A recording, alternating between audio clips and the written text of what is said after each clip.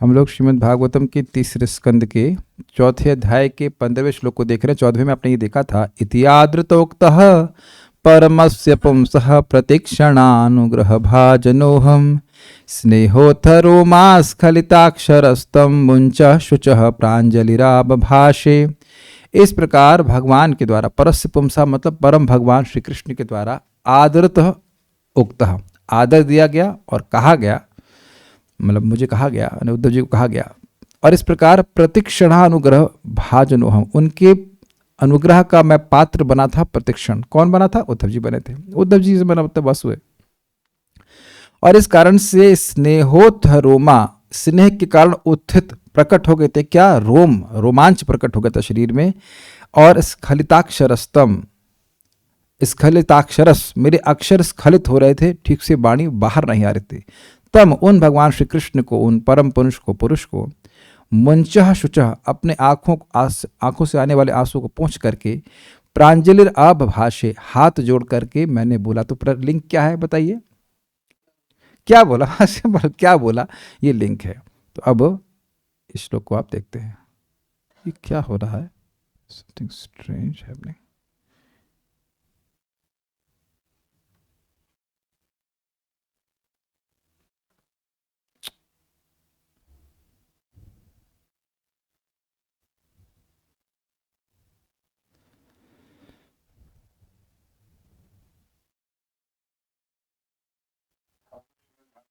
Okay, तो हम लोग पढ़ते हैं, मेरे पीछे बोलिए। कौन विशते पाद सरोज भाजा सुदुर्लभोर्थेषु चतुष्वपीह। कौन विशते पाद सरोज भाजा सुदुर्लभोर्थेषु चतुष्वपीह। तथापि नाहं प्रवृणोमि भूमन् भवत्पदाम्भोजनिषेवणोत्सुकः। तथापि नाहं प्रवृणोमि भूमन् भवत्पदाम्भोजनिषेवणोत्सुकः। कौन विशते पाद सरोज भाजां सुदुर्लभोर्थेषु चतुष्वपीह। कौन विशते पाद सरोज भाजां सुदुर्लभोर्थेषु चतुष्वपीह। तथापि नाहं प्रवृणोमि भूमन् भवत्पदाम्भोजनिषेवणोत्सुकः। तथापि नाहं प्रवृणोमि भूमन् भवत्पदाम्भोजनिषेवणोत्सुकः। कौन विशते पाद सरोज भाजां सुदुर्लभोर्थेषु चतुष्वपीह। कौन विशते पाद सरोज भाजां सुदुर्लभोर्थेषु चतुष्वपीह। तथापि नाहं प्रवृणोमि भूमन् भवत्पदाम्भोजनिषेवणोत्सुकः। तथापि नाहं प्रवृणोमि भूमन् भवत्पदाम्भोजनिषेवणोत्सुकः। कौन विशते पाद सरोज भाजां सुदुर्लभोर्थेषु चतुष्वपीह। कौन विशते पाद सरोज भाजां सुदुर्लभोर्थेषु चतुष्वपीह। तथापि नाहं प्रवृणोमि भूमन् भवत्पदाम्भोजनिषेवणोत्सुकः। तथापि नाहं प्रवृणोमि भूमन् भवत्पदाम्भोजनिषेवणोत्सुकः। कौन विशते पाद सरोज भाजां सुदुर्लभोर्थेषु चतुष्वपीह। कौन विशते पाद सरोज भाजां सुदुर्लभोर्थेषु चतुष्वपीह। तथापि नाहं प्रवृणोमि भूमन् भवत्पदाम्भोजनिषेवणोत्सुकः। तथापि नाहं प्रवृणोमि भूमन् भवत्पदाम्भोजनिषेवणोत्सुकः। श्लोक कितना सुंदर है ना। अब इसका अर्थ तो आप देखेंगे, लेकिन अब बोलिए बोलिए, बहुत अच्छा लग रहा है बोलने में। कौन विशते पाद सरोज भाजां सुदुर्लभोऽर्थेषु चतुष्वपीह कोऽन्वीक्षते पादसरोजभाजां सुदुर्लभोऽर्थेषु चतुष्वपीह तथापि नाहं प्रवृणोमि भूमन् भवत्पदाम्भोजनिषेवणोत्सुकः तथापि नाहं प्रवृणोमि भूमन् भवत्पदाम्भोजनिषेवणोत्सुकः। सभी लोग साथ में बोलिए। कोऽन्वीक्षते पादसरोजभाजां सुदुर्लभोऽर्थेषु चतुष्वपीह तथापि नाहं प्रवृणोमि भूमन् भवत्पदाम्भोजनिषेवणोत्सुकः। कुछ लोग तो श्रीमद् भागवतम के ऐसे होते हैं कि जितना बोलते हैं उनको बोलने की प्यास और बढ़ जाती है। एक बार और बोलते हैं। कोऽन्वीक्षते पादसरोजभाजां सुदुर्लभोऽर्थेषु चतुष्वपीह तथापि नाहं प्रवृणोमि भूमन् भवत्पदाम्भोजनिषेवणोत्सुकः। बहुत सुंदर श्लोक है।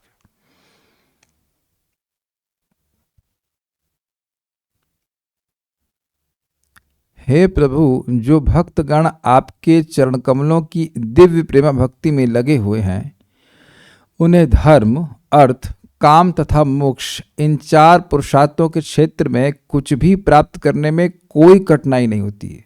धर्म चाहते हैं धर्म, अर्थ चाहते हैं तो अर्थ इत्यादि, काम मतलब विषय सुख चाहते हैं तो वह भी, और मोक्ष चाहते हैं तो वह भी मिल जाता है बड़ी आसानी से। और बात यही है कि भगवान टेस्ट करते हैं कि ये देख कर के अगर छूट जाए तो फिर भक्ति छुपा लेते हैं, भक्ति लुकाईते। किंतु हे भूमन, भूमन मतलब महान, अपरिच्छिन्न, असीमित भगवान, जहाँ तक मेरा संबंध है मैंने आपके चरण कमलों की प्रेमा भक्ति में ही अपने को लगाना श्रेयस्कर माना है। यह तो भगवान ने पहले ही बोल दिया, विशदानुवृत्त्या, आपने शुद्ध भक्ति के द्वारा मेरी सेवा करी है। भगवान ने सत्य कर दिया। जिससे क्या स्थापित हो रहा है? स्थापित यह हो रहा है कि भगवान की भक्ति ही परम साध्य है, मतलब परम पुरुषार्थ है, और उसमें जो सुख मिलता है वह धर्म, अर्थ, काम, मोक्ष आदि के में कभी नहीं प्राप्त हो सकता है। बहुत बड़ी शिक्षा श्रीमद् भागवतम से हमको प्राप्त हो रही है। अपने हृदय को शुद्ध करने के लिए भगवान का भजन करना चाहिए, ताकि हमारे हृदय में जो भगवान के प्रति सहज प्रेम है वह प्रकट हो जाए। मोक्ष तो इल्यूजन है, जीवात्मा सेवक है, और मोक्ष में भगवान की सेवा ही नहीं करने को मिलती है, किसी की भी सेवा करने को नहीं मिलती है, ना भगवान की ना माया की, किसी की सेवा करने को नहीं मिलती। तो यह तो बड़ा पनिशमेंट हो जाएगा। तो अन्वय देखिए। ईश, हे नाथ, ईश का मतलब सर्वसमर्थ, ईश का मतलब असीमित रूप से समर्थ, नियामक, परम नियामक, वो कुछ भी दे सकते हैं, वो सभी चीजों के ईश हैं। धर्म के, अर्थ के, काम के, मोक्ष के और भगवत प्रेम के भी ईश्वर वही हैं, वो दे सकते हैं। इसलिए संबोधन कर रहे हैं ईश। समझ में आया? ते यानी आपके पाद सरोज भाजाम, पाद मतलब चरण, सरोज मतलब कमल, और भाजाम मतलब उसको सेवा में लगे हुए। चरण सरोज में आसक्त चित्त दिव्य प्रेम भक्ति में लगे भक्तों के लिए। बहुत सुंदर अच्छा अर्थ लिया गया। पर पाद सरोज भाजाम, जो भक्त भगवान, जिन भक्तों का चित्त भगवान के चरण कमलों में लगा है, मतलब भगवान के नाम, रूप, गुण, लीला आदि के सेवन में लगा हुआ है, वो इसी में लगे रहते हैं। तो यह इस संसार में चतुर्षु अपि अर्थेषु, धर्म, अर्थ, काम, मोक्ष इन चार पुरुषार्थों के मध्य, चतुर्षु मतलब चार अर्थ मतलब प्रयोजन।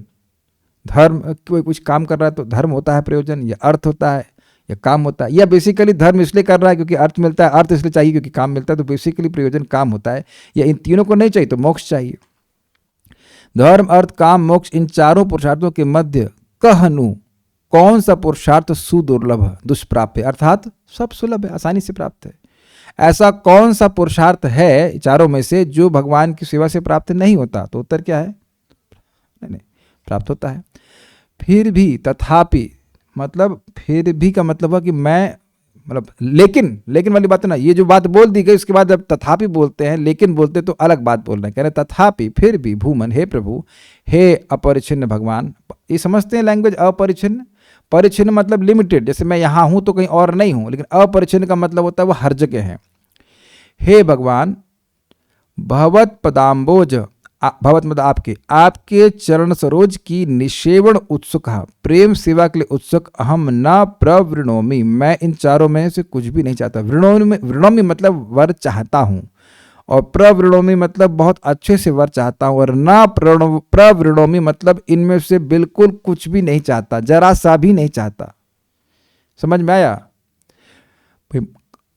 वदामी मतलब बोलता हूँ, तो वृणोमि मतलब मैं ये चाहता हूँ, ये वरदान चाहता हूँ, वर्ण करना चाहता हूँ। तो प्रवृणोमि मतलब बहुत अच्छे से वरदान चाहता हूँ, और न प्रवृणोमि का मतलब हुआ मैं बहुत अच्छे से ये वरदान नहीं चाहता, मैं तो केवल आपके चरण कमलों की सेवा का उत्सुक हूँ। उत्सुक हूँ मतलब उत्कंठित हूँ। क्यों उत्सुक है? चलिए माइक पे बताइए। कुछ खाना अच्छा लगता है? जी। क्या खाना अच्छा लगता है बताइए? प्रसादम में क्या खाना अच्छा लगता है?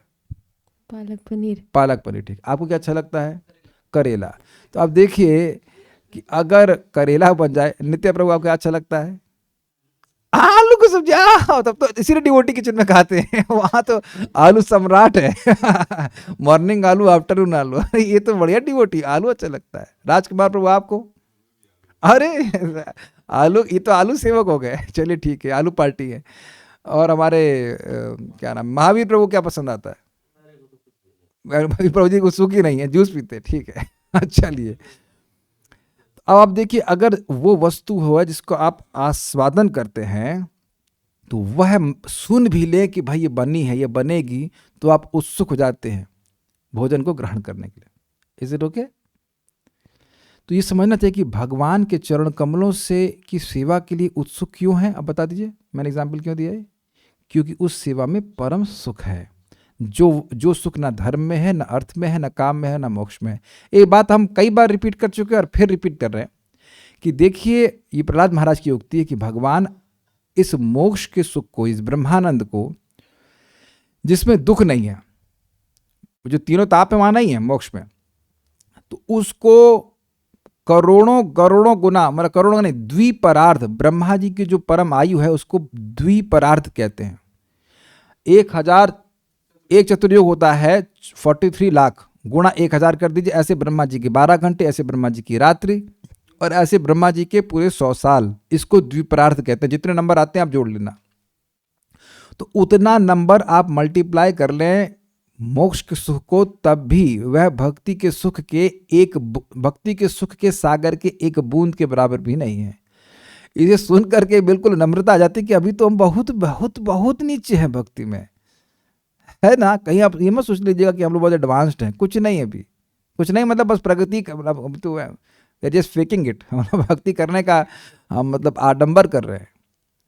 वो तो सुख अद्भुत है ना, और वो अनुभव से बोल रहे हैं प्रहलाद महाराज जी। हरि भक्ति शुद्धोदय का श्लोक है, मुझे याद नहीं आ रहा क्या श्लोक था, लेकिन द्विपरार्ध शब्द वहां पे आता है, चैतन्य चरितामृत में इसको बताया गया। तो जब ऐसा सुख किसी व्यक्ति को मिल रहा हो, तो अब वो छोटी चीज क्यों ग्रहण करेगा? मोक्ष और ये सब। जारी आगे तृण तुल्य चारी पुरुषार्थ, भगवान का प्रेम ऐसा है जिसके आगे, जिस व्यक्ति को मिल जाता है भगवान का प्रेम, उसके आगे ये धर्म, अर्थ, काम और मोक्ष तृण के समान है। अब जमीन में पड़े तृण को कौन गिनता है? तो इसीलिए कह रहे ना प्रवृणों में, मैं नहीं चाहता हूं। समझ में आ गया? ठीक है। बोले भगवान सामने है तो ऐसा ना हो कि कुछ वरदान देने, सोचे कि कुछ वरदान मांगे, कुछ करना, हमें वो सब नहीं चाहिए। तो श्लोक कह नु ईश, कौन सा ईश, कौन सा, हे ईश, कौन सा, ते पाद सरोज भाजाम, आपके चरण कमलों की सेवा करने वालों के लिए सुदुर्लभ है। अर्थेषु चतुर्श्व अपीह, चारों पुरुषार्थों में भी ऐसा कौन सा पुरुषार्थ है जो उनके लिए सुदुर्लभ हो, अर्थात कोई भी नहीं है यह हमारे इस जगत में। तथापि फिर भी हे भगवान, ना अहम प्रवृणोमि, मैं कुछ नहीं चाहता, कुछ भी नहीं चाहता इनमें से। भूमन मतलब भगवान को एड्रेस कर रहे हैं। तो क्या चाहते हैं? मैं इनमें से कुछ नहीं चाहता हूं, उसका मतलब ये नहीं कि मैं कुछ नहीं चाहता हूं। क्यों नहीं चाहते हो? तो कह रहे हैं भवत पदाम्भोज निषेवणोत्सुका, मैं आपके चरण कमलों का निषेवन करने के लिए उत्सुक हूं। हमको मुक्ति नहीं चाहिए, हमको भक्ति चाहिए। महाराज जी के मुख से सुना था, और महाराज यही कहते कि जब चक्रवर्ती पाद बोल सकते हैं तो हमको भी बोलने में संकोच नहीं है, क्योंकि एग्जाम्पल बहुत भद्दा है एग्जाम्पल बहुत भद्दा है। लेकिन चक्रवर्ती पाद उदाहरण देते हैं कि कोई व्यक्ति वैश्या यानी स्त्री संग में आसक्त है तो उस स्त्री संग आदि के द्वारा थक जाता है, लेकिन फिर एनर्जी लेकर के फिर उसी में प्रवृत्त होता है वह और किसी वह मुक्ति आदि का अभिलाषा नहीं करता है। तो ऐसे ही भक्त भगवान का भजन करने में इतना आनंद लेते हैं, थक जाते हैं, मान लो थक गए तो उसके बाद फिर रेस्ट करके फिर भक्ति करते हैं, उनको मुक्ति की अभिलाषा नहीं है। हमारे महाराज गौशाला में क्लास दे रहे थे, उदाहरण बड़ा अजीब सा है, लेकिन ये हमने बताया ना आपको। एक बार एक भक्त थे, उनका लड़का चला गया तो उन्होंने कहा भैया लड़का चला गया घर छोड़कर, आप तो भजन कीजिए। तो कहते हैं नहीं, हम अपनी मुक्ति के बारे में सोचिए। तो कहते हैं हमको मुक्ति नहीं चाहिए, हमको लड़का चाहिए। अब तो खैर भक्ति कर रहे हैं अब समझ में आ गया कि अपने को मोक्ष चाहिए। और point is that these things are very insignificant. आपने देखा होगा कि जब भोजन में बहुत बढ़िया वस्तु मिल रही होती है तो वह अपने आप जो हीन वस्तु है उन्हें त्याग देते हैं। ये बात मैं बहुत सिंपल नहीं बोल रहा हूँ, फिर से रिपीट कर रहा हूं। जब आपको बहुत आस्वादनीय वस्तु मिल जाती है तब हम निकृष्ट वस्तुओं को त्याग पाते। मन में आता है ना सभी भक्तों कि हम भोग की वासना को कैसे त्यागेंगे, नहीं त्याग सकते। अरे ये इतना डिप्रेस कर रहे हैं। जब तक भगवान की भक्ति का सुख नहीं मिलता है, वो नो करने से नहीं चलेगा, नहीं नहीं नहीं नहीं नहीं चलेगा। तो भगवान की कथा का सुख मिलना चाहिए, और पहले दिन से ही मिलता है, ऐसी बात नहीं है। पहले दिन से भी किसी को अच्छा लगने का मतलब कुछ सुख मिल रहा है, जैसे जैसे भक्ति करते जाते हैं वह सुख बढ़ता जाता है। इस कारण से व्यक्ति भोगों को त्याग पाता है, धर्म को, अर्थ को, काम को, यहाँ तक कि मोक्ष को भी। इसी को तो महाप्रभु ने कहा ना, न धनम न जनम न सुंदरीम कविताम वा जगदीश काम ये मम जन्मनि जन्मनीश्वरे भवताद भक्ति रहे तो की त्वयि। हे भगवान मुझे धन नहीं चाहिए, मुझे जन नहीं चाहिए, मतलब भौतिकतावादी जन नहीं चाहिए, स्त्री नहीं चाहिए, कविता मतलब स्कॉलरशिप नहीं चाहिए, कोई मैं बहुत बड़ा पंडित नहीं बनना चाहता, तो फिर चाहिए क्या? और मोक्ष भी नहीं चाहिए, मुझे जन्म जन्मांतर आपकी केवल अहेतु की भक्ति प्राप्त हो। तो ये अहेतु की भक्ति मतलब प्रेम भक्ति, जहाँ किसी कारण से आप भजन नहीं कर रहे हैं। भक्ति करने में सुख है कि सहज रूप से भक्ति कर रहे हैं। तो जैसे जैसे व्यक्ति का हृदय शुद्ध होता जाता है, इस बात को, इस एस्पिरेशन से वह युक्त होता जाता है। तो आप ये मत प्रश्न करना कि कैसे होगा, भक्ति करने से ही होगा। देखिए क्या होता है, जब व्यक्ति इस प्रकार की महिमा का, इस प्रकार की भक्ति के सुख का वर्णन सुनता है और ये देखता है कि ऐसा सुख तो मुझे नहीं मिल रहा है, तो कम से कम वो लालसा से तो युक्त होता है ना, तो उसका भजन उस लालसा से युक्त होता है। जैसे यहाँ पे देख रहे हैं कि भगवान के सामने है और कुछ भी मांग सकते हैं, लेकिन क्या मांग रहे हैं? हमें तो आपके चरणों की सेवा ही चाहिए। अब आप देखिए एकदम स्पष्ट है, भगवान से इनका विरह होने वाला है, भगवान वापस जाना चाहते हैं, जाने वाले ही हैं। तो ये क्या बोल रहे हैं? भगवान मैं तो आपके चरण कमलों की सेवा का ही उत्सुक हूं, मतलब मुझे यही दीजिए, मुझे अपने से दूर मत कीजिए। सुनाई पड़ गया आपको ये? भगवान अभी जाने वाले हैं कि नहीं? तो क्या कह रहे हैं? मुझे कुछ नहीं चाहिए, मुझे आप चाहिए, और आप जाने वाले हैं, तो कुछ व्यवस्था करिए कि मुझे आपकी ही प्राप्ति हो। आपकी प्राप्ति मतलब आपके चरणों की ही प्राप्ति हो, आपके चरणों की सेवा की प्राप्ति हो। और ये बहुत महत्वपूर्ण है कि सेवा मिलने से सुख नहीं मिलता है, सेवा की उत्सुकता से सुख मिलता है। अर्थात भगवान के प्रति जब प्रेम होगा तब सेवा करने से व्यक्ति को सुख मिलता है ना? भोजन करने से सुख नहीं मिलता है, जब भूख होती है और सेवा, जब भोजन मिलता है तब सुखी होता है। अग्रीड? इस बात है, समझ में आ रहा है? ठीक है। श्रीधरी, ये बात क्लियर है ना कि भगवान की सेवा अवेलेबल है? भगवान की सेवा अवेलेबल है, नहीं जो अवेलेबल है वह है सेवा का भाव, प्रकट नहीं है कहना चाहिए से। तो भगवान की भक्ति करने से धीरे धीरे करके वो भाव प्रकट हो जाता है। कृष्ण मंत्र एत स्वभाव, जय जपे कृष्ण प्रति उपजाए भाव। भगवान कृष्ण के मंत्र का स्वभाव ही, छोड़ते नहीं स्वभाव, क्या करें, उनका स्वभाव ये कि जो भी जपेगा उसका भगवान के प्रति भाव उत्पन्न हो जाएगा, मुझे कृष्ण की सेवा करनी है। और आप लोग हैं ही इसके प्रत्यक्ष उदाहरण, तभी तो कथा में आते हैं, क्योंकि एक टेस्ट मिलता है। श्रीधरी, उद्धव जी ने कहा भगवान मैं केवल अपने अज्ञान की ही निवृत्ति नहीं चाहता, अपितु मैं आपके चरण कमलों की सेवा भी करना चाहता हूं। अब यह क्या बोल रहे हैं? मैं तुमको भागवत का ज्ञान दूंगा, भगवान ने कहा था, यद सूर्यो भागवतम वदंती। तो कह रहे मुझे केवल ज्ञान नहीं चाहिए भगवान, मुझे आपकी सेवा भी चाहिए ये कह रहे हैं। परंतु आपके अद्भुत आचरण को देखकर मुझको मोह हो जाता है। वह अद्भुत आचरण क्या है, वह अगले श्लोक से क्लियर होगा। अतएव आप मुझको तत्व ज्ञान का उपदेश करें। तो ऐसा नहीं कि उन्हें ज्ञान नहीं चाहिए, ज्ञान भी चाहिए, सेवा भी चाहिए। ठीक है, इस तरह से प्रार्थना करने के लिए उन्होंने कहा, आपके चरण कमलों की सेवा करने वाले पुरुषों के लिए धर्म, अर्थ, काम और मोक्ष, इन चारों पुरुषार्थों में से कोई भी दुर्लभ नहीं होता है। कोई पूछे कि भाई क्यों सेवा चाहिए, तो कहते हैं इस पे कुछ कठिनाई नहीं, लेकिन मैं तो आपकी सेवा जो है, मैं आपकी सेवा इन चीज़ों के लिए नहीं कर रहा हूँ। मुझे आपकी सेवा इसलिए चाहिए ताकि, क्योंकि मैं आपकी सेवा मुझे आपकी सेवा इसलिए चाहिए क्योंकि मुझे आपकी सेवा चाहिए। समझ में आ गया? मुझे आपकी सेवा चाहिए क्योंकि मुझे आपकी सेवा चाहिए। आपको रसगुल्ला क्यों चाहिए? क्योंकि रसगुल्ला चाहिए, बिकॉज वह सेवा रसमय है। अब समझ में आ गया? आप में से किसी व्यक्ति का सामर्थ्य हो तो बताइएगा, रसगुल्ले में विटामिन कितने होते हैं? काफ़ी होते हैं, अच्छे विटामिन होते हैं। और उसमें प्रोटीन, और ये कभी जिंदगी में नहीं सोचे होंगे कि विटामिन, प्रोटीन और क्या वो, बल्कि आपने सुना है कि भाई मीठा तो खाना का नुकसानदायक होता है, चीनी, फिर भी व्यक्ति ग्रहण करता है केवल केवल एकमात्र कारण से, और वो कारण क्या है? रसमय है। ठीक है, हे प्रभु, मैं तो आपके चरण कमलों की सेवा करने के लिए उत्सुक हूं, अतएव उनमें से किसी भी पुरुषार्थ को मैं नहीं चाहता हूं। सारार्थ दर्शनी। क्या ये भगवान की महिमा का वर्णन नहीं हो रहा है? केवल और केवल भगवान की सेवा से सब कुछ मिल जाता है जो चाहते हैं। देखिए, वैसे तो ये बातें अभी आगे फिर से आएंगी, चलिए जब आएगी, अभी टीका में आएगा तो मैं बता दूंगा। अभी लेयर में से बता देता हूँ। कभी कभी भक्तों के हृदय में इस मन में आ जाता है, अरे भाई हमको तो पैसा नहीं मिल रहा है, या हमको तो मोक्ष नहीं मिल रहा है, ये वो सब सूक्ष्म रूप से जमा हो रहा है। पहली बात समझ लीजिए, यदि हमारी इच्छा होगी तो वो सब मिल जाएगा, लेकिन आप अपने हृदय को टटोलेंगे तो भक्त लोग वास्तविक रूप से धन नहीं चाहते हैं, उस तरह से धन नहीं चाहते। भाई जन आवश्यकता तो धन की होती ही है, चाहे सबको जरूरत होती है, लेकिन ऐसा मान लीजिए एकदम से आपको 10 करोड़ मिल जाए, तब करेंगे क्या? सबसे पहले तो इनकम टैक्स के बारे में सोचेंगे, टैक्स इधर चला जाएगा, यहाँ जाएगा, वो टैक्स का दुख और सर पे आ जाएगा। मैं नहीं समझ रहा हूँ कि जो भक्त श्रीमद् भागवतम रोज सुनते हैं उनको वो इतने पैसे की ललायत होंगी कि हाय हाय तौबा मिल जाए, ये मिल जाए, जीवन चल जाए तो चाहिए भी, भगवान देते भी हैं, लेकिन ऐसा हाय तौबा नहीं होगा।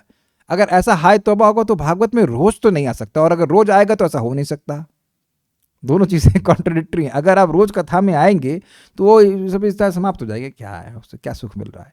और अगर पैसे के पीछे भाग रहा है तो फिर कथा में कैसे आएगा वो? It doesn't work like that.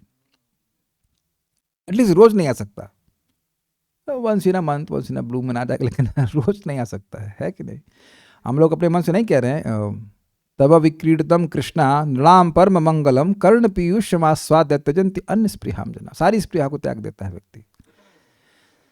सारार्थ दर्शनी, क्या आप भगवत विषय ज्ञान प्रदान करने के इच्छुक हैं जिसके द्वारा आपका सेवक मैं सारूप्य आदि मुक्ति अथवा संसार विमोचन को प्राप्त हो सकूं?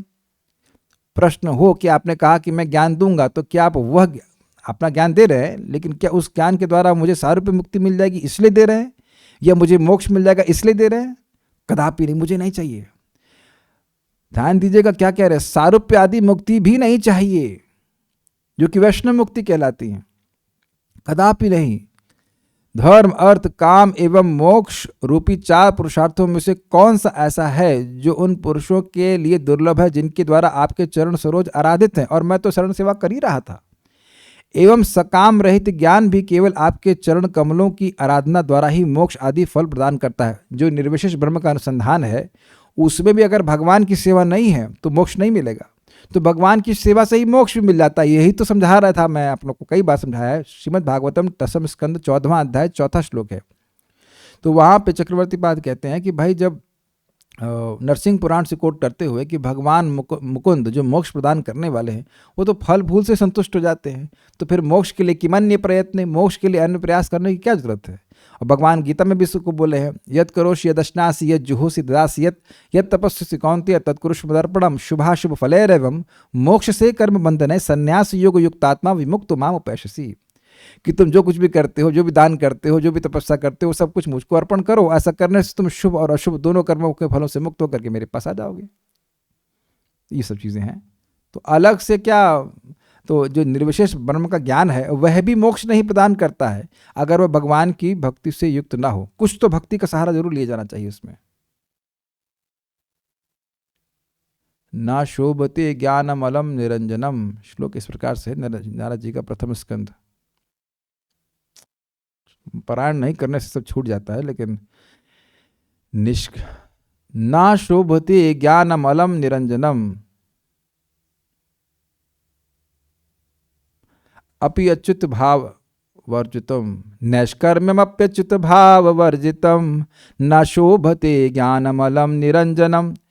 तो नैष्कर्म्य, निष्कर्म या निष्काम भावना से जो ज्ञान का अनुशीलन किया जा रहा है आत्मज्ञान का, वह भी नैष्कर्म्य अपि अच्युत भाव वर्जितम, अगर अच्युत भाव से वर्जित होता है, भगवान की भक्ति उसमें नहीं होती है, तो न शोभते ज्ञानम अलम निरंजनम, वह अलम, वह पर्याप्त रूप से शोभित नहीं होता, वह अच्छा नहीं लगता है। यद्यपि वह निरंजन है, वह निरुपाधिक ज्ञान है, वह अच्छा नहीं लगता। मतलब कहने का मतलब वह ज्ञान जो इस देह की भावना से बाहर है वह भी अच्छा नहीं लगता, वह मोक्ष प्रदान करने वाला नहीं होता अगर वह भक्ति का, उसमें भक्ति का सम्मिश्रण ना किया जाए। हाँ, वो आगे की बात तो है, वो खाली ये बात कोट करना चाह रहे थे। ये सब श्लोक इतने अच्छे हैं, मन करता है फिर से कूद जाओ प्रथम स्कंद में और फिर से पढ़ाने लग जाओ। बहुत सुंदर था प्रथम स्कंद, वाज वंडरफुल। सारे स्कंद अच्छे हैं लेकिन प्रथम स्कंद वाज वेरी नाइस। चलिए खैर कोई बात नहीं, आगे पढ़ते हैं। एवं सकाम रहित ज्ञान, यानी कामना रहित ज्ञान, भोग की भावना से रहित ज्ञान भी केवल आपके चरण कमलों की आराधना द्वारा ही मोक्ष आदि फल प्रदान कर सकता है। अतः मैं स्वतः प्राप्त होने वाली इन वस्तुओं को स्वीकार नहीं कर रहा हूं, क्योंकि मैं तो उत्साहपूर्वक आपके चरण कमलों की सेवा में संलग्न हूं। इसका मतलब समझिए, जैसे व्यक्ति गेहूं की फसल उगाता है, किस लिए? एक ऐसा प्रश्न, गेहूं के लिए। तो गेहूं के लिए प्रयत्न करना होता है, लेकिन जो उसका भूसा होता है वो तो साथ में मिल जाता है कि नहीं। पेड़ उगाता है किसके लिए? छाया के लिए नहीं। मान लो आम का पेड़ उगा रहा है तो फल के लिए उगा रहा है, तो छाया तो मिल ही जाती है, लकड़ी तो मिल ही जाएगी, पत्ती तो मिल ही जाएगी। तो आम का पेड़ कोई उगाए पत्ती के लिए, तो वह तो समीचीन बात नहीं है, अच्छी बात नहीं है। तो ये धर्म अर्थ काम आदि तो अपने आप भक्तों को मिल जाते हैं, मोक्ष भी अपने आप मिल जाता है, तो उसके लिए प्रयास करने की क्या जरूरत है? जो वास्तव प्रयास है वो है हमारे हृदय को शुद्ध करके भगवान के प्रति जो प्रेम है उसको जागृत किया जाए, उसके लिए मेहनत लगती है। भक्ति को सुदुर्लभ कहा गया, मोक्ष को सुदुर्लभ नहीं कहा गया। भगवान तो जैसे कोई व्यक्ति नमस्कार करता है वो अपने हाथ में मोक्ष रखते हैं, दे देते हैं तुरंत। भक्ति के लिए थोड़ा प्रयास करवाते हैं ताकि उत्कंठा जागृत हो जाए, दैन्यता हृदय में जागृत हो जाए। समझ पा रहे हैं बातों को? ठीक है। अतः मुझे ज्ञान का क्या प्रयोजन, मतलब वैसा ज्ञान जिससे मुझे सालों आदि मिले, उसका कोई प्रयोजन नहीं है। सेवा तो कर ही रहे हैं, सेवा तो किए थे ना, अभी भी सेवा कर रहे हैं और सेवा तो कर ही रहे हैं। अभी आपने सुना नहीं, प्रतिग्रह, क्या था वो श्लोक? प्रतिग्रह में भगवान, प्रतिग्रह नहीं, प्रतिक्षण अनुग्रह भाजनम भाजनोहम, मैं भगवान की कृपा का प्रतिक्षण भाजन पात्र बना, पिछले श्लोक में सुना था। ठीक है, देखिए भगवान की कृपा का मतलब ही क्या है? मतलब यही है कि भगवान हमारे हृदय में भक्ति जागृत कर दें। भगवान की वास्तविक कृपा का मतलब यही है कि भगवान हमारे हृदय में भक्ति जागृत कर दें। और भक्ति जागृत होगी, जैसे भूख जागृत होगी तो आपको भोजन आस्वादनीय लगेगा, उसी प्रकार से भक्ति जागृत होगी तो भक्ति की सारी क्रियाएं आपको अच्छी लगेंगी। इसीलिए बुद्धिमानी करके व्यक्ति को इसी की आशा करनी चाहिए, नाम प्रभु से, भागवत से, भगवान से, कि भगवान हमारे हृदय में आप भक्ति जागृत कर दीजिए। ये बातें और स्पष्ट होती जाती हैं। भक्ति का प्रयोजन लेकर के भक्ति की जानी चाहिए, सबसे अच्छा बात वही है। बालक प्रबोधिनी भगवान के, एक मिनट, इससे पहले मैं आगे जाऊं, ये एक इंटरेस्टिंग श्लोक है जो यहाँ पे मैं कोट करना चाहूँगा। ये श्लोक है श्रीमद् भागवतम की तीसरे स्कंद के 29वें अध्याय का 13वां श्लोक। सालोक्य सार्ष सामीप्यम सारूप्यम सारूप्य एकमत्व सारूप्य एकत्वमप्युतः दीयमानम न गृह्णन्ति विनामस्य वनम जनाः। इसको मैं पेस्ट कर दे रहा हूँ इधर तो भक्तों को समझ में आएगा। फिर से श्लोक बोलता हूँ। तो ये एक मिनट, ये श्लोक है। सालोक्य सार्ष्टि सामीप्य सारूप्यम एकत्वमप्युत दीयमानम न गृह्णन्ति विना मत्सेवनम जनाः। सालोक्य भगवान के संग उनके लोक में रहना, सार्ष्टि भगवान के समान ऐश्वर्य प्राप्त करना, सामीप्य उनके पास में रहकर रहना, और सारूप्य उनके जैसा रूप प्राप्त करना, और एकत्व मतलब निर्विशेष ब्रह्म में लीन हो जाना। इस प्रकार की 5 मुक्तियां होती हैं। इसमें से 4 जो पहली है वो वैष्णव मुक्ति है और 5वीं मुक्ति निर्विशेष ब्रह्म की मुक्ति है। तो अपि उता, यह भी भगवान कह रहे हैं कि अगर मैं देता हूं, दीयमानम न गृह्णन्ति, अगर मैं दे भी रहा होता हूं तो न गृह्णन्ति, स्वीकार नहीं करते हैं, बिना मत सेवनम जना, मेरी सेवा अगर ना मिले और कहे बस मेरे धाम में रहना लेकिन सेवा नहीं मिलेगी तो नहीं चाहिए। इसी बात को वो कह रहे हैं यहाँ पे कि मैं तो आपके चरणों की सेवा का ही उत्सुक हूँ, मुझे सारूप्य आदि मुक्ति भी नहीं चाहिए। तो वैसा ज्ञान मुझे ना दें जिससे मुझे सारूप्य आदि मुक्ति मिले, मुझे नहीं चाहिए। समझ में आ गया? ठीक है। बाल प्रबोधिनी, भगवान के इस प्रकार कहने पर उद्धव ने क्या कहा? यदि यह अपेक्षा हो तो यह श्लोक कहते हैं। ईश इति, यानी ईश कहने का तात्पर्य है कि आप सब कुछ देने में समर्थ हैं। थोड़ी सी हिंदी मिस्टेक है, वो अवॉइड कीजिएगा। अतः जो व्यक्ति आपके चरण कमलों का भजन करता है उसे इस लौकिक और वैदिक मार्ग में धर्म, अर्थ, काम, मोक्ष आदि पुरुषार्थ चतुष्टय दुर्लभ नहीं है। स्पष्ट है, यद्यपि सभी पुरुषार्थ सुलभ होने पर भी हे प्रभु मैं इन्हें नहीं चाहता हूँ। मान लो को कहे कि भगवान आप सब दे सकते हैं, तो कहे चाहिए कौन सा चाहिए बताओ, तुरंत देता हूँ। कहता ना ये नहीं चाहिए। इसका क्या कारण है? तो इस पर कहते हैं कि क्योंकि मैं आपके चरण कमल की नितराम संसेवन के कारण उत्सुक हूँ, मतलब अच्छे से सेवा करना चाहता हूँ। उद्धव जी यहाँ पर भूमन संबोधन कर रहे हैं। इसका अर्थ है आप सबके भीतर भी हैं और बाहर भी हैं, यानी कि आप मेरी हृदय की इच्छा को जानते, मैं झूठ नहीं बोल रहा हूँ। वाकई मैं भक्ति चाहता हूँ, ये आप जानते हैं। अतः सब कुछ जानते हैं, इसलिए बहु उक्ति की कोई आवश्यकता नहीं, बहुत ज़्यादा बोलने की जरूरत नहीं है। यहाँ पे बात आ रही है तो हम एक श्लोक और बोलना चाहेंगे, और वह है, चलिए देखेंगे, समय मिलेगा तो एंड में बोलेंगे। अच्छा श्लोक है लेकिन एंड में बोलेंगे, क्योंकि भी वल्लभाचार्य जी की टीका बड़ी मजेदार है, उसको समझाने थोड़ा समय लगेगा। तात्पर्य देते हैं प्रभुपाद का। जो लोग वैकुंठ लोक में भगवान के सानिध्य में हैं वे भगवान के सारे शारीरिक गुण प्राप्त कर लेते हैं और भगवान विष्णु जैसे ही प्रतीत होते हैं। कौन सी मुक्ति हुई? सारूप्य। Very good. ऐसी मुक्ति सारूप्य मुक्ति कहलाती है, जो 5 प्रकार की मुक्तियों में से एक है। भगवान की दिव्य प्रेमा भक्ति में लगे भक्तगण सायुज्य मुक्ति को कभी भी स्वीकार नहीं करते, जो ब्रह्म ज्योति में तादात्म्य है। तो देखिए अब ये बात क्यों बार बार आ रही, ताकि भक्तों के हृदय में कभी भी सायुज्य मुक्ति के प्रति आदर भावना न हो, क्योंकि वहाँ पे सेवा है ही नहीं। जो हमारी इच्छा हो जाएगी उसके अनुसार हमारा भजन फल हम देने लग जाएगा। मम अर्चनम न गंतुम अन्यथा श्रद्धानुसारेण फल हेतु कत्वात्। माता अदिति के सामने भगवान विष्णु प्रकट होते हैं जब वो तपस्या करती हैं, 12 दिन का व्रत करती हैं, 12 क्या पयोव्रत, दूध पीकर 12 दिन रहना होता है, उस तपस्या करनी होती है भगवान की। तो भगवान ने कहा उनके सामने प्रकट होकर कि मम अर्चनम न गंतुम अन्यथा, मेरा अर्चन अन्यथा जा ही नहीं सकता। बहुत बड़ी बात कह रहे हैं, क्योंकि भक्तों के मन में संदेह आ सकता है, कह रहे हम भजन कर रहे नहीं मिल रहा, ना ना ना ना ना ना, हरे कृष्ण मंत्र जप रहे हैं, भागवत सुन रहे हैं, भगवान का प्रसाद ग्रहण कर रहे हैं, ये अन्यथा यानी व्यर्थ जा ही नहीं सकता। सुनाई पड़ रहा है, इस क्लास से सब कुछ भूल जाए, लेकिन एक बात ध्यान रखिएगा कि भगवान की कथा, भगवान का नाम जप कभी अन्यथा नहीं जा सकता है। तो सबको अलग अलग फल क्यों मिल रहा है? तो कह रहे हैं श्रद्धानुसारेण फल हेतु कत्वात्, श्रद्धा के अनुसार वह फल का हेतु बनता है। अगर कोई धर्म चाहता है धर्म मिलता है, अर्थ चाहता है अर्थ मिलता है, काम चाहता है काम मिलता है, मोक्ष चाहता है मोक्ष मिलता है, और अगर वह प्रेम चाहता है तो क्रमशः उसको प्रेम भी प्राप्त होता है। तो इसीलिए प्रभुपाद हम लोग को ट्रेन कर रहे हैं कि हम लोग, बहुत सारी इच्छाएं होंगी लेकिन फिर भी एक एस्पिरेशन, एक लालसा से युक्त हो कि कितना अच्छा होता कि मैं भगवान का प्रेमी हो जाता। और वही जीव के लिए परम पुरुषार्थ है, वास्तविक पुरुषार्थ तो वही है। ठीक समझ पा रहे हैं?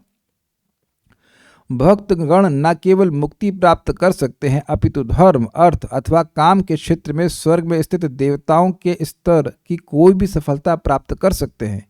किंतु उद्धव जैसे भक्त को ऐसी समस्त सुविधाएं स्वीकार्य नहीं है।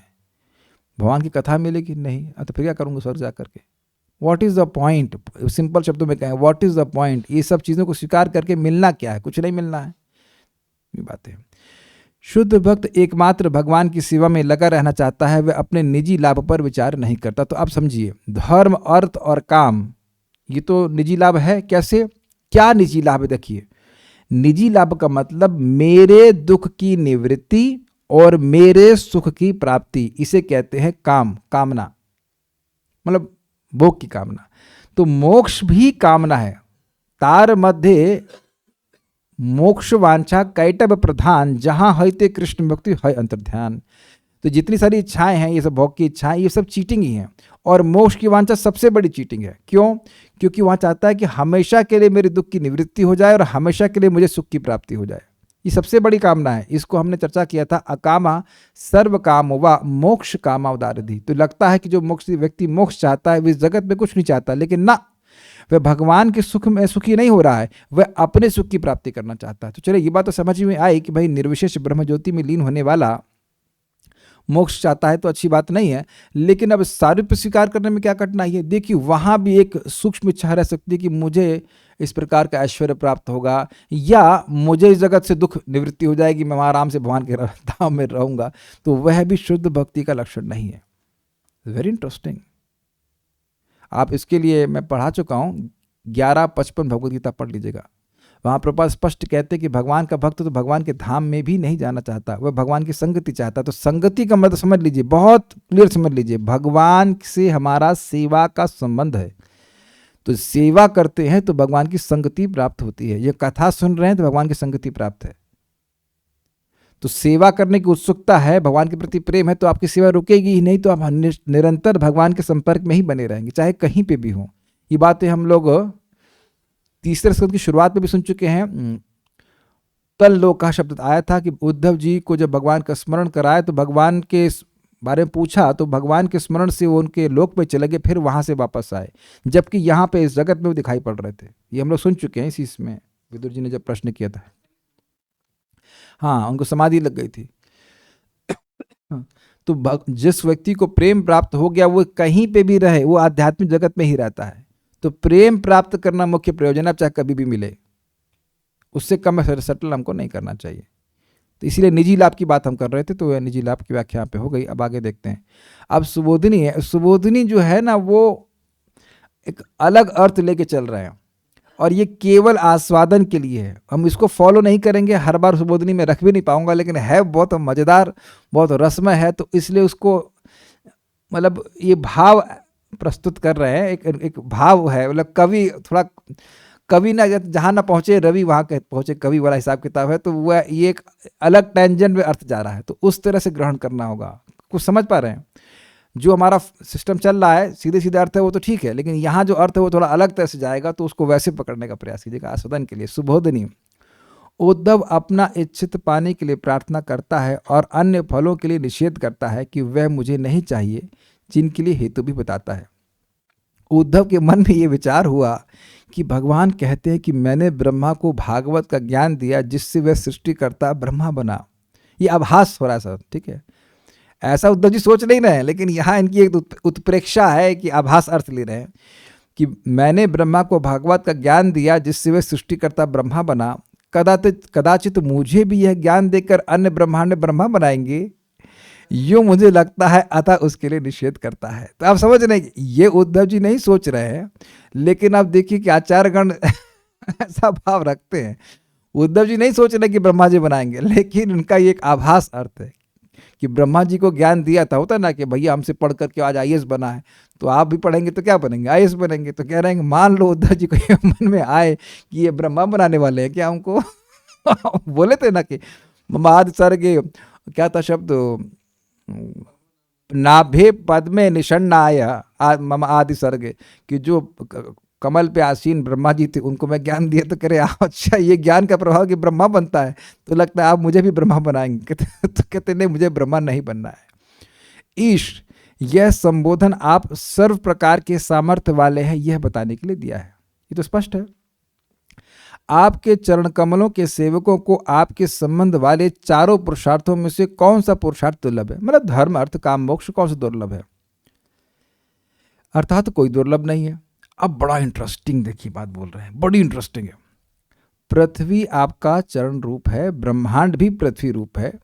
उसको प्राप्त कर दूध की तरह उसका भोग किया जाता है। जैसे दूध आदमी पीता है, ऐसे पृथ्वी या ब्रह्मांड को प्राप्त करके वहाँ की वस्तुओं का भोग करता है व्यक्ति। कर ही रहा है, स्वर्गलोक में, ब्रह्मलोक में, सब लोग उसका सेवन कर रहे हैं। जो वस्तुएं ब्रह्मांड की हैं उसको कर रहे हैं। जैसे माता दूध पिलाकर पोषण करती है, वैसे ही पृथ्वी माता सर्व प्रकार का भोज्य पदार्थ देकर सर्व प्रकार के भोग भोगा कर पोषण करती है। तो उसी प्रकार आपके चरण कमल हर इच्छित वस्तु प्रदान करके भक्तों का पोषण करते हैं। ये समझ में आई बात? चरण कहते हैं कि पृथ्वी को भगवान का चरण भी कहते हैं। तो अब पृथ्वी क्या करती है? पृथ्वी का क्या स्वभाव है? हर व्यक्ति को जो चाहिए वो देती है। आपको करेला पसंद है तो करेला भी पृथ्वी से आ रहा है, आपको पालक पनीर पसंद है तो पालक पनीर भी पृथ्वी से आ रहा है। कोई विरोध तो नहीं है ना? यही प्रकट हो गया ना इधर। और आलू भी तो पृथ्वी से ही आ रहा है तो यही तीन भक्तों की इच्छाओं को पूर्ण कर रही है कि नहीं पृथ्वी? आलू दे रही है, दूध दे रही है। अभी दूध तो पृथ्वी नहीं दे रही, दूध गाय दे रही है। तो गाय क्या घास खा रही तब ना दे रही है। तो आप देख रहे हैं कि पृथ्वी एक ही पृथ्वी सभी तीन भक्तों की इच्छाओं को अलग अलग प्रकार से पूर्ण कर रही है। अग्रीड? कोई जरूरत तो नहीं है। तो कह रहे हैं कि जैसे, समझने का प्रयास कीजिए, उनका स्टाइल बड़ा अच्छा लगा हमको। पृथ्वी भगवान का चरण रूप है और हाँ, और पृथ्वी करती क्या है? सबकी इच्छा को पूर्ण करती है। तो जैसे पृथ्वी सबकी इच्छा को पूर्ण करती है और पृथ्वी को कहा गया कि भगवान के चरण है, तो उसी प्रकार से भगवान के चरण भी सबकी इच्छा को पूर्ण करके उनको पोषित करते हैं। भाई जिसको मोक्ष नहीं चाहिए उसको भगवान जबरदस्ती मोक्ष दे दे तो दिक्कत होगी ना। जिसको वैकुंठ नहीं चाहिए, स्वर्ग चाहिए, तो ठीक है स्वर्ग लो। नहीं देंगे तो फिर दिक्कत हो जाएगी ना। अगर आपको नहीं पता, या पता तो मैं बता रहा हूँ, पढ़ लेना। 18वें अध्याय भगवद गीता का महात्म्य, उसमें एक व्यक्ति 5 श्लोक गीता के पढ़ता था, तो उसकी इच्छा थी तो वह स्वर्ग का राजा बन गया। ना उसे कोई अश्वमेध यज्ञ करना पड़ा, ना कुछ करना पड़ा, पहुंच गया। बाद में वह उससे ऑब्वियसली निवृत्त हुआ, कई साल वहाँ पे भोग किया, और उसके बाद वैकुंठ चला जाता है। वो एक अलग बात है। लेकिन इच्छा थी तो ना दें तो गलत होगा ना। एक बार जब हम लोग गौशाला में मैं इंचार्ज था, सेवा कर रहा था वहाँ पे, तो एक व्यक्ति आया, उन्होंने लाखों रुपए दिए थे, 2-3 लाख रुपए से कुछ दिए थे। तो बता रहे थे कि वो रोड पे थे और इस्कॉन हैदराबाद में वो गए, मदन मोहन जी के विग्रह हैं जहाँ तक मैं समझ रहा हूँ। तो वहाँ हमसे प्रार्थना किए कि भगवान मेरा पैसा वापस कर दीजिए भगवान दिए ऐसा कि वो चलते फिरते बैंक बन गए। आइडिया अच्छा लग रहा होगा आप लोग को। अब क्लास इंटरेस्टिंग लग रही है इतना पैसा? अरे नहीं भाई, पैसा मत मांगना। उसको ज्ञान नहीं प्राप्त हुआ, लेकिन उसको विश्वास हुआ कि भाई भगवान की भक्ति कर रहा है, तो पैसा भगवान को भक्तों को सेवा में लगाते हैं, ठीक है। लेकिन इच्छा ये करनी चाहिए कि हमारा नाम में रुचि हो जाए, भागवत में रुचि हो जाए। पैसे से रुचि नहीं हो जाती। लेकिन भगवान नहीं देते तो गलत होता ना। फिर तो ये कहा जाता कि भगवान का भजन विफल हो गया, है ना। और वो तो सिद्धांत गलत हो जाता। तो जिसकी जो भी इच्छा हो भगवान का भजन करे, सब इच्छा भगवान पूर्ण करते हैं। तो ये समझ में आ गया ये वाला पॉइंट कि पृथ्वी जो है उसको भगवान का चरण कहा जाता है। तो पृथ्वी जैसे सबका पोषण करती है, ऐसे भगवान का चरण भी पोषण करते हैं। ये टीका केवल आस्वादन के लिए है बस ये हम उसको हर बार नहीं कोट करेंगे, और सारी बात इनकी समझ में भी नहीं आती, लेकिन जो अच्छा लग रहा है वो मैं आपके सामने रख दे रहा हूँ, ठीक है। उसमें भी आपके चरणों को, अब देखिए बड़ा जबरदस्त है, उसमें भी आपके चरणों को सरोरुह यानी कमल कहकर यह सूचित किया है कि सरोरुह अर्थात जल से पैदा हुआ कमल अथा वह भी फल रूप है। इस प्रकार आपका चरण कमल भी फल रूप है, अर्थात आपके चरण कमल के सेवन से हर प्रकार के फल की प्राप्ति हो जाती है। ये देखो ऊपर से गया होगा बड़ा मजेदार है। अब हम बड़े खराब उदाहरण देंगे, लेकिन बंगाल में मछली को जल का फल कहा जाता है गलत तो नहीं कह रहे हैं, है ना। उसको वेजिटेरियन मानते हैं, सीम्स लाइक दैट तो अब क्यों कहते हैं जल का फल? क्योंकि मछली जल में उत्पन्न होती है। बहुत हमें मतलब हमको क्षमा कहिएगा, लेकिन समझाने के लिए मुझसे बोलना पड़ रहा है। तो अच्छा यह पूछूं कि कमल कहाँ उत्पन्न होता है? कमल जो है वो जल में उत्पन्न होता है। तो ये कह सकते हैं ना कि कमल जल का फल है। तो यानी कि जो कमल है वह भी फल रूप है। तो यहां बोला चरण कमल, तो चरण पृथ्वी वाले पॉइंट से ले लीजिए कि वो सब फल देने वाला है, और जब कमल कह रहे हैं, चरणों को कमल कह रहे हैं, तो कह रहे हैं कि कमल फल रूप है। तो जैसे कमल फल रूप है, इसलिए भगवान के चरण भी फल रूप है, जो फल चाहोगे वो दे देंगे। धर्म रूपी फल चाहिए दे देंगे। ये काव्य की भाषा है, इंजीनियरिंग की भाषा नहीं है। ये दिस इज काव्य, दिस इज काव्य। परम पूज्य वृंदावन चंद्र महाराज कई बार बोले, अरे इंजीनियरिंग करने से समझ में आएगी भाषा, ये काव्य की भाषा है। ये समझ पा रहा है, ये काव्य की भाषा है। It's not like mathematics. इसको थोड़ा समझने का प्रयास कीजिए कि जैसे कमल जल का फल है, तो कमल फल रूप हुआ कि नहीं? तो भगवान के चरणों को कमल से कमल कहा जा रहा है। इसका मतलब है कि भगवान के चरण जो है वो फल रूप हैं, वो उनका स्वरूप क्या है? फल जैसे हैं। तो जो फल चाहते हो वो दे देंगे, ये बात बोल रहे हैं चरण कमलों की सेवा करने से। भजन, आगे बढ़ते हैं। भजन से ताप क्लेश का नाश तो स्वतः सिद्ध ही है। भगवान का भजन करने से ताप और दुख तो नष्ट हो ही जाते हैं, तो उसके लिए मैं आपका भजन क्यों करूं? धर्म अर्थ काम और मोक्ष में तो ताप की निवृत्ति ही उद्देश्य है। मैंने ये समझाया था, अपने दुख की निवृत्ति और सुख, अपने सुख की प्राप्ति। तो भक्ति करने से दुख की निवृत्ति और ताप की, हाँ, दुख की निवृत्ति और सुख की प्राप्ति तो अपने आप हो जाती है। उसको अलग से मांगने की क्या जरूरत है? जैसे गेहूं उगाते हैं तो छिलका अपने आप मिल जाता है, उसके लिए क्या मैं मांगूंगा आपसे? ठीक है। इस लोक में तीर्थ के एक देश में मुक्ति होना प्रसिद्ध ही है। भाई बहुत सारे तीर्थ हैं जो मोक्ष प्रदान करते ही हैं। एवं लक्ष्मी के देश में रहने से धन प्राप्त होना प्रसिद्ध है। कोई स्थान होता है जहाँ पे लक्ष्मी मिल जाती है। सेवा से काम यानी इच्छित फल की प्राप्ति होना प्रसिद्ध है। शास्त्र में भजन का विधान होने से धर्म सिद्ध ही है। शास्त्र में भजन का विधान होने से धर्म सिद्ध ही है का मतलब है कि जब भगवान की भक्ति करता है तो धर्म अपने आप उसको मिल जाता है। धर्म्यम राजविद्या राजगुह्यम पवित्रम इदम उत्तमम प्रत्यक्षावगम धर्म्यम सुसुखम कर्तव्यम। भक्ति करने से धर्म का लाभ अपने आप प्राप्त हो जाता है, व्यक्ति अपने आप धार्मिक हो जाता है। बताया तो था ना, गोकोटि दानम ग्रहणे खगस्य इत्यादि। भगवान का नाम बोलने से अब जितना भी कुछ पुण्य है वो अपने आप आ जाता है, उसके अलावा और से भी अधिक। ठीक है। अतः उन सेवकों को क्या दुर्लभ है, मतलब भगवान की भक्ति करने सब कुछ प्राप्त हो जाता है। ईश इस संबोधन से असाध्य भी सिद्ध हो जाता है, यह कहा गया। मतलब जो नहीं मिलने वाला हो वह भी मिल जाता है। जैसे कि ब्रह्मा जी से बड़ा राज्य चाहते थे, कौन? ध्रुव महाराज। ये तो असाध्य बात है ना, यह भी मिल गया उनको।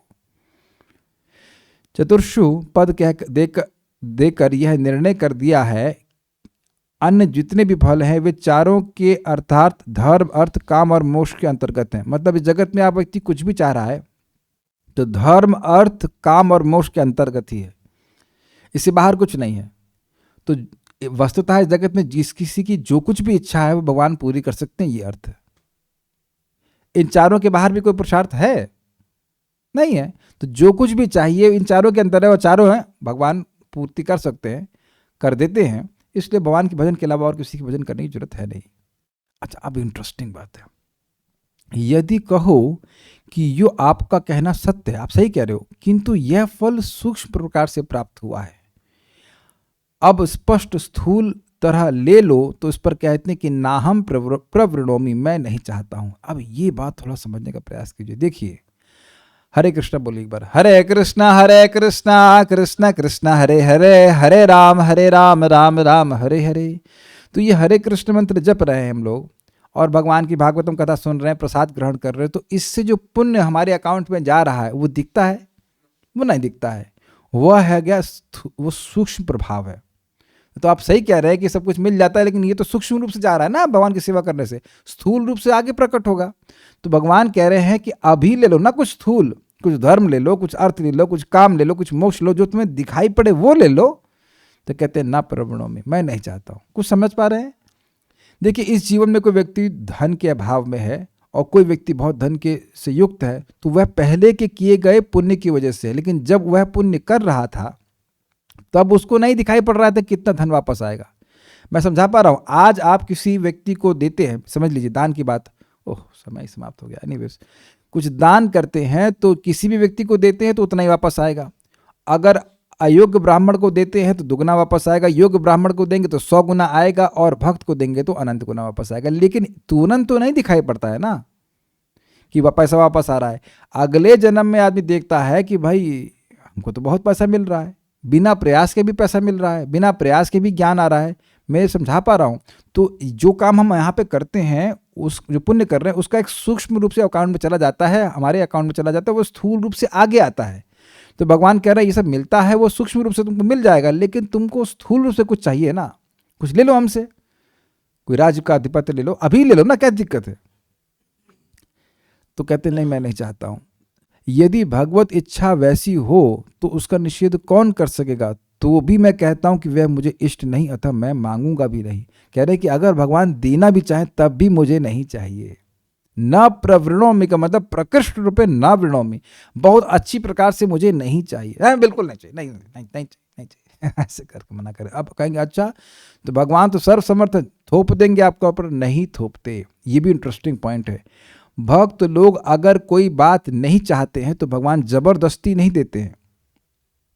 ऐसा नहीं है कि आप अगर स्वर्ग ना जाना चाहें तो भगवान के चलो तुमने हरे कृष्णा किया, तुमने गीता का पाठ किया, जाओ स्वर्ग जाओ, ऐसा नहीं है। ठीक है। अच्छा, दूसरा बात क्या कह रहे थे देखिए, किंच और ब्रह्मा होना कोई दुर्लभ नहीं है। जो बात शुरू हुई थी कि क्या ब्रह्मा तो नहीं बनाना चाहते, तो कहते हैं ब्रह्मा क्यों नहीं बनना चाहता, कहते हैं ब्रह्मा होना कोई दुर्लभ नहीं है, बहुत से ब्रह्मा होते हैं। क्योंकि आप भूमा भगवान में कोटि कोटि ब्रह्मांड मौजूद है, जिसमें कोटि कोटि ब्रह्मा स्थित हैं, उनमें से एक ब्रह्मा के पद की प्राप्ति होने से क्या फल होगा। समझ में आई बात। यहाँ पे भूमन शब्द से भगवान को सूचित संबोधित किया, मतलब अपरिचिन्न असीमित भगवान। तो हे भूमन, आपके विग्रह में तो अनेकों अनेकों ब्रह्मांड हैं और उसमें अनेकों अनेकों ब्रह्मा हैं, उनको जरूरी तो नहीं है कि आपकी सेवा का मौका मिले। तो मैं ब्रह्मा बन के करूँगा क्या, तो उसे मुझे ब्रह्मा नहीं बनना है। ब्रह्मा का पद बहुत ही तुच्छ है मेरे लिए। अतः कोटि ब्रह्मा वाले आपको छोड़ एक ब्रह्मा का पद लेने की मूर्खता कैसे करूंगा। समझ में आया। आपकी सेवा, कृष्ण का प्रेम मिलना मतलब कृष्ण मिलना। तो कृष्ण के अंदर अनेक अनेक ब्रह्मांड हैं, कृष्ण के बाहर तो कुछ है नहीं, और उसमें अनेक अनेक ब्रह्मा हैं। तो मैं ब्रह्मा बनूंगा कि आपको चाहूंगा। कुछ लॉजिक समझ में आया आपको। भूमन से मतलब ये हुआ कि भगवान असीमित है, भूमन संबोधित करने का मतलब असीमित है। तो कह रहे हे भूमन, मैं तो आपके चरणों की सेवा का ही उत्सुक हूं। समझ में आया। तो भगवान की सेवा मिलना मतलब भगवान मिल जाना, भगवान से प्रेम में संबंध होना। तो भगवान की सेवा मिल गई जिसको, वह ब्रह्मा के बारे में क्यों सोचेगा। ब्रह्मा तो कितने सारे ब्रह्मा बुलबुले की तरह आते हैं और खत्म हो जाते हैं। ब्रह्मा जी स्वयं बोले हैं कि मेरा जीवन कैसा है, एक फ्लैश की तरह है पूरा शाश्वत जीवन में। तो समझ पा रहे हैं कि ब्रह्मा क्यों नहीं बनना चाहते हैं। ब्रह्मा की पोजीशन बहुत इनसिग्निफिकेंट है, बहुत ही नगण्य है। तो कह रहे हैं मैं ब्रह्मा, इसलिए मैं ब्रह्मा नहीं बनना चाहता, मैं तो आपकी सेवा ही करना चाहता हूँ, सेवा के द्वारा आपकी ही प्राप्ति करना चाहता हूँ। तो मैं आपके चरण कमल की सेवा का उत्सुक हूँ, अन्य कुछ भी नहीं चाहता। चिंतामणि जो सब कुछ देने में समर्थ वाली हो, तो उसको छोड़ उसकी दी हुई अल्प वस्तु को मूर्ख के सिवाय कौन ग्रहण करेगा। ब्रह्मा बनने से कुछ लाभ नहीं। आप कैसे हैं, एक चिंतामणि के समान हैं जो सब कुछ देने में समर्थ है। तो ऐसी चिंतामणि को मांगना चाहिए ना। चिंतामणि आपसे कुछ मांग के रख लिए अपने पास, तो वो तो उससे हीन ही वस्तु हुई ना। तो भगवान चिंतामणि के समान है, उनसे भगवान को ही मांगना चाहिए। इसीलिए बहुत बड़ी शिक्षा ग्रहण कर रहे हैं हम लोग कि भगवान की भक्ति करके भगवान का प्रेम ही मांगना चाहिए। यद्यपि हमारे हृदय में बहुत सारे अनर्थ हैं, ये हैं, तो भगवान से प्रार्थना करिए ना, भगवान जी सब अनर्थ हैं, दुर्वासना है, सब कुछ है, लेकिन फिर भी आपके चरणों में प्रेम हमको दीजिए, यही हमारी प्रार्थना है। तो सब बातें हैं। अच्छा, एक प्रश्न होगा कि मान लो ऐसी अगर किसी की वासना ना हो और भगवान का भजन कर रहा हो, तब क्या उसे प्रेम मिलेगा। तो ज़रा इस पे भी एक श्लोक है, उसको मैं ज़रा आपके सामने रखता हूँ। बहुत अच्छा श्लोक है और मैं भेज रहा हूँ। This is 5.19.27। अगर आप दिखा सके तो यहाँ दिखा दीजिए स्क्रीन के ऊपर। बहुत सुंदर श्लोक है। श्लोक इस प्रकार से है, 5वां स्कंद 19वां अध्याय 27वां श्लोक। सत्यम दिशति अर्थितमर्थितो नृणाम नैवार्थदो यत पुनरर्थिता यतः स्वयं विधत्ते भजताम अनिच्छताम इच्छाभिधानम निज पाद पल्लवम। सत्यम दिशति, यह सत्य है कि भगवान वरदान प्रदान करते हैं। अर्थितम अर्थितो नृणाम, जो मनुष्य अर्थी है अर्थात कुछ धर्म अर्थ काम कुछ चाहता है तो वह निश्चित उसको प्रदान करते हैं। नैवार्थ दो ये तो पुनरर्थिता यथा, लेकिन ऐसे प्रदान नहीं करते कि पुनः उस वरदान को वह फिर से मांगे। स्वयं विधत्ते भजताम अनिच्छताम, वह स्वयं को प्रदान करते हैं यद्यपि वह भगवान की इच्छा नहीं कर रहा होता है। यहां तो उद्धव जी भगवान की इच्छा कर रहे हैं, लेकिन अगर वह भगवान की इच्छा ना भी कर रहा हो, भगवान से कुछ प्राप्त करने की इच्छा कर रहा है तो वह वस्तु भी देते हैं, लेकिन ऐसे नहीं देते कि दोबारा मांगे, अपितु स्वयं को दे देते हैं। स्वयं को दे देते हैं मतलब अपनी भक्ति की सेवा के सुख को दे देते हैं। इच्छा पिदानम निजपाद पल्लवम, वह अपने चरण कमलों को देते हैं, यानी चरण कमलों के सुख को देते हैं, जिसके द्वारा व्यक्ति बाकी सब चीज़ों को भूल जाता है। देखिए, समझने का प्रयास करें। व्यक्ति धर्म अर्थ काम मोक्ष इसीलिए चाह रहा है क्योंकि उनको वैल्यू करता है, वो सोच रहा है कि उसे सुख मिल जाएगा उसको, और भगवान की भक्ति के सुख के बारे में कोई जानकारी है नहीं। तो अब भगवान की भक्ति करना शुरू किया इन निम्न वस्तुओं को प्राप्त करने के लिए, तो भगवान कहते हैं कि आमी भजे मांगे विषय सुख, मेरा भजन कर रहा है और विषय सुख मांग रहा है जो उसे दुख देंगे। ए मूर्ख आमी विज्ञ विषय के न देवा, यह तो मूर्ख है, मैं विज्ञ हूँ बुद्धिमान हूँ तो मैं इसे विषय क्यों दूंगा। स्वचरणामृत दिया विषय भुलाई बम, मैं अपने चरणों का अमृत, जैसे यहाँ पे लिखा हुआ है चरणों की सेवा, उस चरणों की सेवा के सुख को दूंगा तो ये विषय को भूल जाएगा। अब आप प्रश्न करोगे कि कब दिन आएगा। यही चीज़ भगवान कराते हैं, भगवान की भक्ति करते रहेंगे तभी तो आप आए। अगर कुछ भी सुख नहीं मिल रहा होता तो आप घर छोड़कर यहाँ पे क्यों बैठे होते, है कि नहीं? Is it not? मंगल आरती जाना, जप करना, कथा सुनने में अगर सुख ना होता तो इस समय भी हम कुछ और ही कर रहे होते। Is it not? तो ये तो चीज़ें हैं। तो उम्मीद है कि बातें समझ पाएंगे। कोई प्रश्न किसी भक्त का है तो मैं देख लेता हूँ ना। कोई प्रश्न नहीं है, so will stop here. Shrimad Bhagavatam की जय, श्रील प्रभुपाद की जय, निताई गौर प्रेमानंदे।